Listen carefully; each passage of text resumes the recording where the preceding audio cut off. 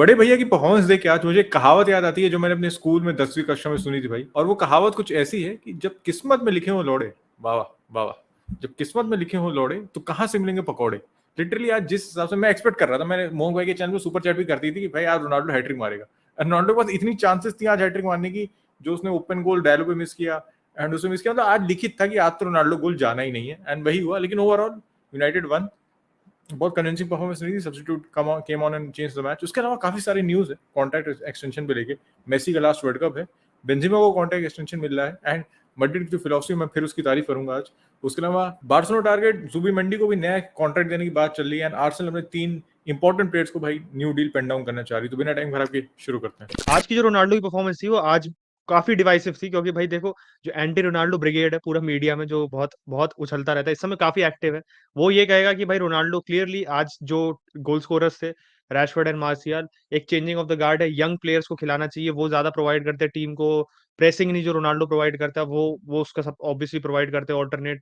ज्यादा फ्लूइड है, ज्यादा गोल थ्रेट है, फलाना फलाना। ये देखो पक्का कहीं ना कहीं आपको या तो ये ट्विटर ट्विटर पे ब्रिगेड मिलेगा ही जो एक्टिव होगा काफी, ट्वीट्स ऐसी मिलेंगी, and there will be some people who are saying कि रोनाल्डो इज क्लियरली भाई फिनिश्ड या जो भी। बट मेरे हिसाब से आज की परफॉर्मेंस रोनाल्डो की, yes there was one big negative कि he was not able to finish his chances, and लग रहा था कि मतलब आज, जैसे उत्कर्ष ने भी इंट्रो में कहा ना, कि दिन ही नहीं है। मतलब वो डैलो वाली चांस ने पूरा टिपिफाई कर दिया कि रोनाल्डो का मतलब गोल जिस हिसाब से वो चांस थी, रोनाल्डो वो मतलब आई थिंक आंख बंद करके भी फिनिश कर देता any day, any other day. But he obviously आज कर नहीं पाया। आराम से तीन चार गोल मार देते ना, I think we will be having completely different conversation, क्योंकि he was in the right places. Sharp लग रहा था एक दो टाइम टर्न पे, कि कॉम्बिनेशन प्ले अच्छा था। रैशफोर्ड से बॉल रिसीव की, टर्न अच्छा करा। सैंचो से बॉल रिसीव करी, टर्न अच्छा था उसका, लुक शार्प। तुरंत पहला ही शॉट देख लो जो उसका था, इसमें काफी अच्छा सेव किया था कीपर ने लेफ्ट से। Very good shot. एंड अब ठीक है, अब आप ऐसे कहोगे कि भाई आप शॉट के बारे में खुश हो लो, अब गोल तो मारे नहीं। बट यू हैव टू सी कि रोनाल्डो को जिस हिसाब से लग रहा था कि Ronaldo is looking so off the pace, क्या हो गया रोनाल्डो को all of a sudden from last season to this season. लग रहा है धीरे धीरे कि शार्पनेस वापस आ रही है उसमें, and he is looking more convincing. I think goal hopefully by the next match, I think he has put him in decent position to start the next match. मेरे हिसाब से वो स्टार्ट करना चाहिए अगला मैच, क्योंकि फोकल पॉइंट था। He was dropping deep, वो जल्दी बॉल रिलीज कर रहा था, विंगर्स को इन्वॉल्व कर रहा था। तो जैसे लोग कहते हैं कि हर चीज रोनाल्डो की थ्रू ही ड्राइव होती है, that was not the case. मेरे को आज तो लिखा कि Ronaldo was ending up in the right places. बहुत बार उसको चांसेस मिली, he was taking good shots, good number of shot volume थी, जिसकी आप कह सकते हो पूरे करियर की एक बहुत बड़ी हाईलाइट रही कि he takes a lot of shots. But I would say कि रैशफोर्ड एंटनी दोनों अच्छे से इन्वॉल्व हुए थे, even Bruno for that matter, Bruno को भी काफी इन्वॉल्व कर रहा था गेम में रोनाल्डो। तो मेरे हिसाब से तो अगले मैच में रोनाल्डो कैन स्टार्ट।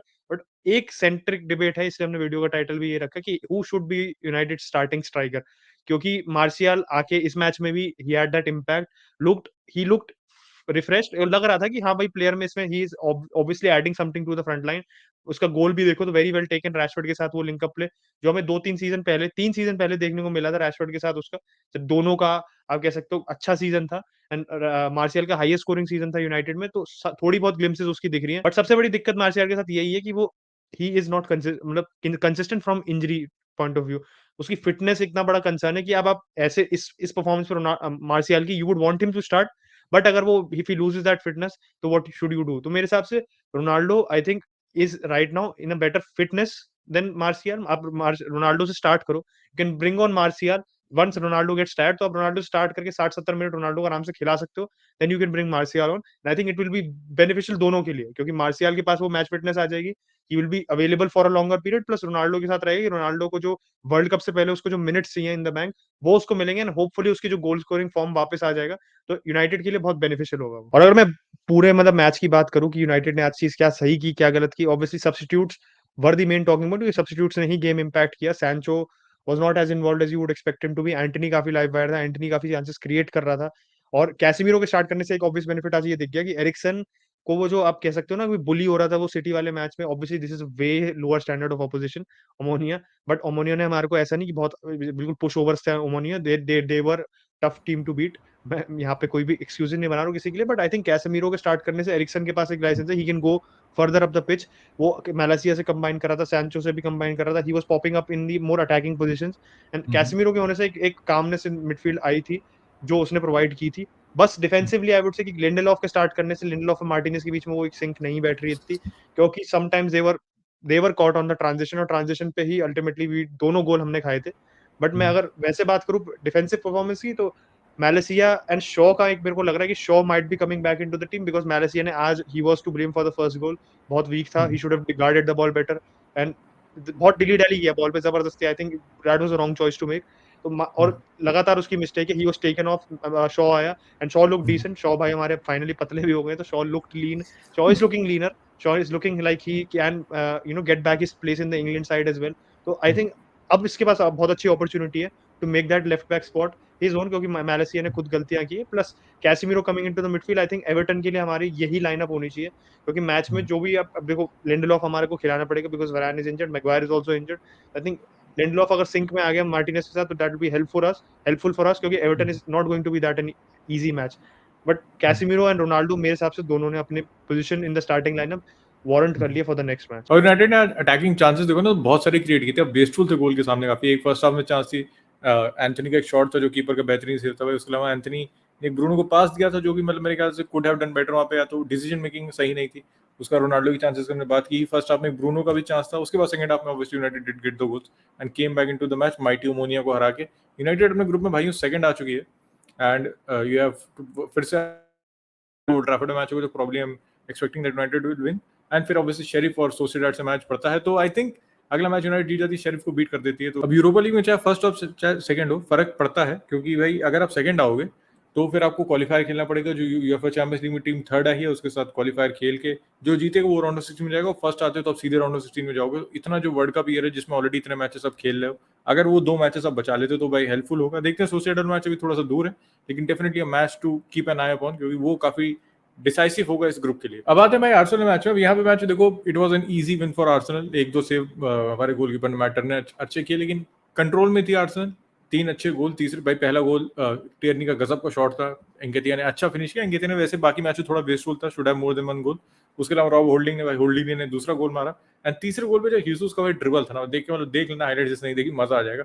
2 डिफेंडर को बीट किया, बेहतरीन बॉल अंदर डाली, and Fabio vera open goal into the roof of the net, आसान गोल। तो आसान सी पहुंच थी आर्सेनल के लिए, एंड ग्रुप स्टेज अभी तक कोई दिक्कत रहा नहीं है। हमने टेक्निकली वैसे 2 ही मैचेस खेले हैं और दोनों के दोनों जीत चुके हैं, पीएसवी से भी हमारे मैचेस बचे हैं, तो वो एक काफी इंपॉर्टेंट मैच होगा भाई, देखते हैं उसमें कैसे डील करते हैं, क्योंकि असली टेस्ट वही है आर्सेनल के लिए, बैक टू बैक मैचेस हो। पर एक और जो इंपॉर्टेंट न्यूज है आर्सेनल की तरफ से भाई वो है कि सलीबा, साका और मार्टिनेली तीनों को कॉन्ट्रैक्ट एक्सटेंड होने की बात चली। साका की काफी पहले से न्यूज आ रही थी कि it has been almost done, formality सारी हो चुकी, बस साइन करना बचा है। अब सलीबा का ये है कि सलीबा का इस सीजन नहीं लेकिन 2024 में कॉन्ट्रैक्ट खत्म हो रहा है, क्योंकि हमने साइन तो भाई को 2019 में किया था, 3 साल से लोन पे थे, तो अभी finally back into the Arsenal team भाई, तो उसको नया कॉन्ट्रैक्ट देना सेंस बनता है। एंड ऑब्वियसली मार्टिनेली के में कोई केस होने की जरूरत नहीं है। और नए कॉन्ट्रैक्ट की बात करें तो बेंजेमा के लिए भी नया कॉन्ट्रैक्ट की बात चल रही है। बेंजेमा के खाली मैड्रिड सोचो, प्लेयर जिसने बैलन डोर जीतने वाला है, जिसने इतने गोल मारे आपके लिए लास्ट सीजन, आप उसे कितना एक्सटेंशन दे रहे हो। बेंजेमा का 2023 में खत्म हो रहा था, मैड्रिड 1 साल का एक्सटेंशन दे रही है, ओनली गिविंग टू 2024 भाई। तो ये जो पापा पेरेस की भाई डीलिंग है ना, सोचो मतलब कोई सेंटिमेंटल वैल्यू है ही नहीं, साला है ही नहीं फुटबॉल क्लब में सेंटिमेंटल वैल्यू, और होना भी नहीं चाहिए मेरे हिसाब से। अगर आपको सक्सेसफुल होना है लॉन्ग रन में, आपको, क्योंकि टीम साइकिल्स में आप खेलते हो, साइकिल जब चेंज होती है तो आपको ऐसे ही रहना पड़ेगा। अब आते हैं भाई जूबी मंडी के एक्सटेंशन पे, तो बार्सा का जो टारगेट था, he is also close to signing an extension at Real Sociedad। वहां पे उनके प्रेसिडेंट ने कह दिया कि भाई we are working on a deal and शायद एक्सटेंशन साइन कर लेंगे। देखते हैं भाई क्या होता है। बार्सा ऑब्वियसली वांटेड, इंटरेस्टेड है उसमें, बुस्केट्स रिप्लेसमेंट की बातें चल रही हैं, तो एंड फ्री में आ जाता है तो बुस्केट्स नेक्स्ट साल जा रहा है, तो भाई अच्छा रिप्लेसमेंट होता है हमारे लिए, considering he is coming on a free. तो देखते हैं क्या होता है, अपडेटेड रखेंगे। लेकिन फाइनली बड़ी न्यूज पे आते हैं। मेसी ने ऑफिशियली अनाउंस कर दिया है कि this is going to be his last World Cup, and expect कर रहे थे हम कहीं ना कहीं, क्योंकि अगले वर्ल्ड कप में तो पता नहीं कितनी उम्र होगी। रोनाल्डो भैया ने कह दिया कि यूरोस खेलेंगे अभी, लेकिन एक्सपेक्टेड था मेसी की तरफ से, एंड आज फाइनली क्लैरिफिकेशन आ गया है। तो होपफुली भाई it's the final one, hopefully it's a big one, he wins it this time, and जो ये वर्ल्ड कप कैंपेन है भाई मेसी का, can end on the best possible note. तो भाई चलते हैं इसी के साथ, ये वीडियो यहीं रैप अप करते हैं। अगर आप संडे लीग पंडित्स पे नए हो तो भाई please hit a like on this video, पुराने हो तो भी लाइक कर देना, नए हो तो सब्सक्राइब कर देना, बेल आइकन दबा देना। जो पुराने लोग हैं जिसने बेल आइकन नहीं दबा तो वो भी दबा देना। सारे क्लैरिफिकेशन दे दिए, तब तक take care, will catch you tomorrow, bye.